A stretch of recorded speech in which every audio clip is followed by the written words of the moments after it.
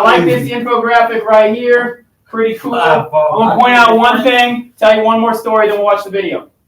Sometimes soldiers, when they're about to send a bomb over to the enemy, they'll write something on it. Like, hey, Hitler, here it comes. Or, hey, Taliban, coming for you, right? We used to do that on our mortar shells.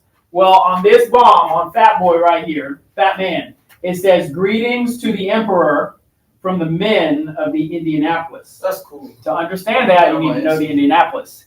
The Indianapolis was a ship that carried this bomb to the site where the airplanes were going to have it. It actually carried the uranium, which was necessary for arming the bomb. The USS Indianapolis, it did not exactly know what its mission was. All it knew is that it had a very important package to deliver. It delivers this uranium to an island called Tinian. It successfully delivers the uranium. After its delivery, it is dispatched back to Pearl Harbor. Okay, like, hey, ship, come back to Pearl Harbor, come pick up your next mission. On the way to Pearl Harbor, it's torpedoed by a Japanese submarine. It's hit in the side 2 or 3 times. It sinks between this little island called Tinian and Pearl Harbor. Now, what's kind of hard to understand is back in the day, there was no homing beacon, there was no GPS, and in fact, they weren't able to get out a radio call in time. Nobody knew that this ship had been hit.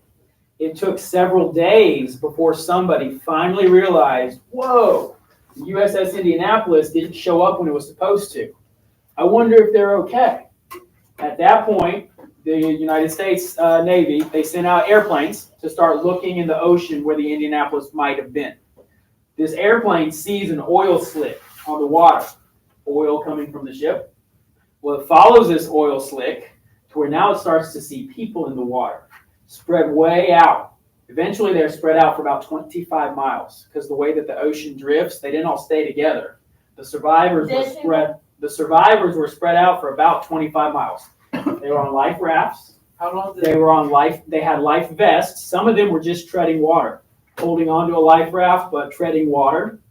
Many of them had died. Some of them died in the initial blast, the torpedo. Some of them died of dehydration and saltwater poisoning over the long days that they're in the water. And if that wasn't enough, they were in shark-infested water. And some of them, the stories go, from the survivors, right? They're paddling together, they're treading water together, and then all of a sudden, this guy's buddy just disappeared. Or just imagine that. Like many sailors were taken by the sharks in these shark-infested waters. So the story of the Indianapolis is that they successfully delivered the package. They made it possible for the first bomb to be delivered. However, many of the men on that ship did not survive. They did not survive the war. They didn't survive into the world of peace that they helped create. So USS Indianapolis, a little bit of a side story for you. It's not exactly part of our GSE standards. It is made into a movie starring Nicolas Cage. The movie is Okay, I watched the movie. I think they could have told the story better. But that's because I read the book, and the book is always better than the movie. Nah. If you care to borrow this book, you're more than welcome to. It's a little big. It's an excellent story. Really powerful story. It's actually the last ship, American ship, to be sunk in World War II. There's a lot more to the story. It's very interesting, but it's related to the atomic bombs. The shark-infested waters kind of always grabs people's attention. Here's what I think you should remember.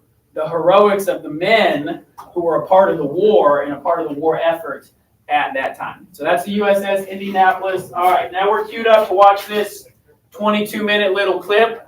What I want you to think about as you watch this, you don't need to take any notes.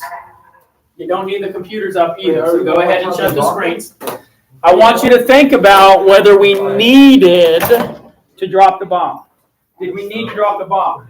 Yeah. Was it helpful to the military, or was it more helpful to the military, or was it more harmful to the civilians of Japan?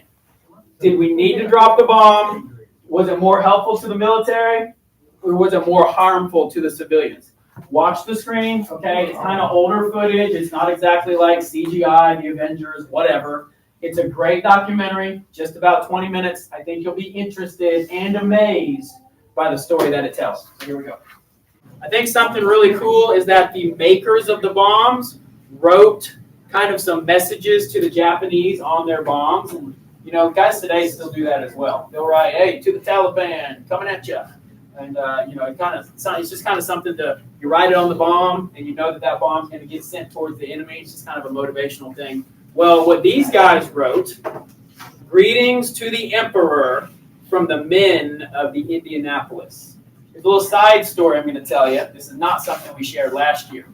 The uranium for this bomb right here, for Fat Man, was delivered aboard a ship called the USS Indianapolis. The USS Indianapolis delivers the uranium to a particular island in Japan. On this island in Japan, they are going to arm, or they're going to create the bomb and have it ready to be armed, put it on the airplane, all that kind of stuff. Well, USS Indianapolis, it leaves that island, and it's dispatched back to Pearl Harbor. Okay, that's a pretty normal route to be taking. Along the way, leaving that first island, going to Pearl Harbor, it is torpedoed and sunk by a Japanese submarine. Unfortunately, it's kind of weird for us to think about today because we got so much technology. Unfortunately, they were not able to get out a radio call. They didn't have a homing beacon. They definitely didn't have anything GPS like that. When it sunk, nobody knew about it for like 3 days. They weren't tracking the ship movement accurately. That's kind of part of the problem, is that nobody realized it was sunk, or it hadn't reported when it should have reported. Well, 3 days later, finally, someone at Pearl Harbor is like, hey, I think the USS Indianapolis is supposed to be here, but it isn't yet. At that time, they sent out rescue planes along the route that the Indianapolis was supposed to be at, and they started to see this oil slick coming from far off in the ocean. They followed the oil slick, and what they found was the men of the USS Indianapolis spread out for miles. The ship had sunk to the bottom of the ocean.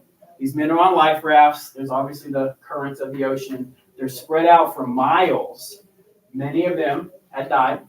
Many of them died initially in the strike. Many of them died of dehydration in the days following. Many of them died because they were in shark-infested waters. And literally, in their swimming, they're wading, they're holding onto their life jackets. The stories of survivors are that their buddy, who's right next to them, would all of a sudden disappear below the surface. Grabbed by a shark, taken to the underneath, literally eaten by the sharks. They were in shark-infested. So if the torpedo wasn't enough, and as if the dehydration wasn't enough, they were also in shark-infested waters. USS Indianapolis is a fascinating story. It is a movie starring Nicolas Cage. I'll say the movie is eh.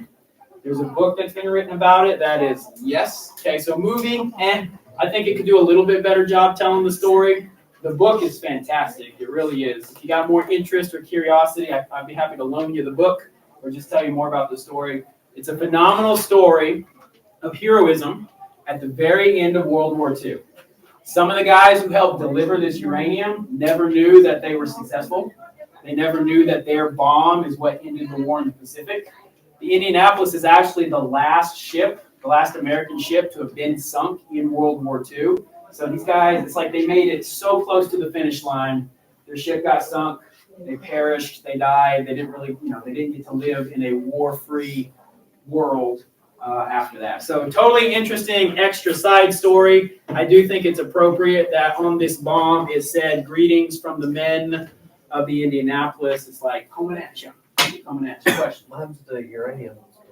So it got put into the bomb. It effectively it was not on the ship. It was when they were being dispatched back to Pearl Harbor for their next mission or whatever that it happened. Yeah, good question. The uranium wasn't on the ship. All right, so that leads me to, we're going to take our bathroom break real quick. When we come back, we're going to watch 22 minutes of this. It's on Netflix, okay? It's a little bit older photography, so get your drones out. This is I've already shortened it. We're not watching the whole episode. It's a great conclusion to the war in the Pacific. You're actually going to see the pilots who dropped the bombs, and I want you to consider your opening question. Did they break the law? Are they mass murderers because they were following orders? Something to think about. I want you to see the destruction that these bombs brought onto these two cities. And I want you to think about the military relevance to dropping these bombs. Were we justified to drop these bombs from a military perspective? Or was it on a civilian city, and should we not have dropped the bombs on these cities based off of the destruction that it brought? So some big questions to think about. Just a 22-minute quick watch when we get back. Let's go ahead and go to the bathroom.